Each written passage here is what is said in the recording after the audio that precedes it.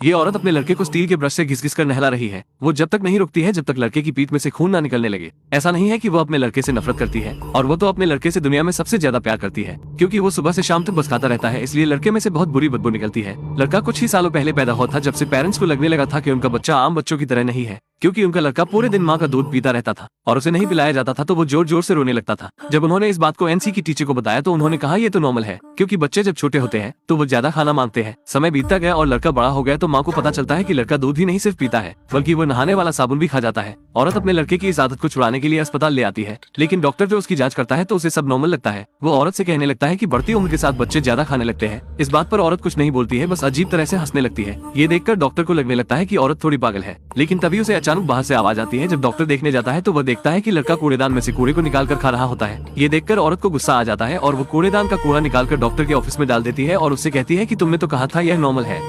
एक सुबह जब औरत अपने लड़के को लेकर कूड़े को फेंकने जा रही थी तभी उसने देखा कि उसके लड़के के गले में कुछ अटक गया होता है, इसलिए उसका दम घुटने लगता है। माँ जो ये सब देख रही होती है वो उसकी मदद के लिए आगे नहीं बढ़ती है, शायद उसे इसी तरह उसके भुक्कड़ बेटे से छुटकारा मिल जाए। लेकिन दुर्भाग्य से एक आदमी वहाँ पर आ जाता है और उस लड़के की मदद करके उस खाने को बाहर निकाल देता है। जब वो अपने लड़के को ठीक देखती है तो वो वहाँ से पीछे मुड़कर जाने लगती है। वो उस आदमी को थैंक यू भी बोलना ठीक नहीं समझती है। समय बीतने के साथ साथ लड़के की दादी की डेथ हो गई, लेकिन मानो लड़के को उनके जाने का कोई अफसोस ही नहीं था। वो तो मजे से ठूस ठूस कर दादी के फ्यूनरल का खाना खा रहा था। ये देखकर औरत उसे नहीं रोकती है, वो उसे सिर्फ घूरती रहती है। अपने लड़के की इस आदत को छुपाने के लिए वो उसे स्टोव में अकेला बंद कर देती है। अब जब एक लड़का उसे डंडे से मछली दे रहा होता है तभी एक भयानक हाथ अंदर से निकलता है, जिसे देखकर बच्चे डर जाते हैं और वहाँ से भाग जाते हैं। औरत ने सोचा था अगर वो उसे अकेले स्टोव में बंद कर देगी तो सब ठीक हो जाएगा, लेकिन एक दिन औरत को पता चलता है कि उसके पड़ोस की बिल्ली गायब हो गई होती है, जिसे देखकर उसे लगने लगता है कि कुछ तो गड़बड़ है, इसलिए लड़के को देखने के लिए स्टोव में आ जाती है। लेकिन जो वो वहाँ देखती है वो चीज उसे चौंका के रख देती है। लड़के की भूख अभी भी नहीं मिट रही होती है। अचानक रात में पड़ोस का डॉग भौंकने लगता है। जब आदमी चेक करने के लिए आगे आता है तो वो देखता है कुत्ते की आवाज सुनकर जब आदमी बाहर चेक करने के लिए आता है तो वो देखता है कि लड़का उसकी मुर्गी को खा रहा होता है, जिसके बाद वो उसे पकड़ने के लिए दौड़ता है, लेकिन लड़का उसे बहुत दूर निकल चुका होता है।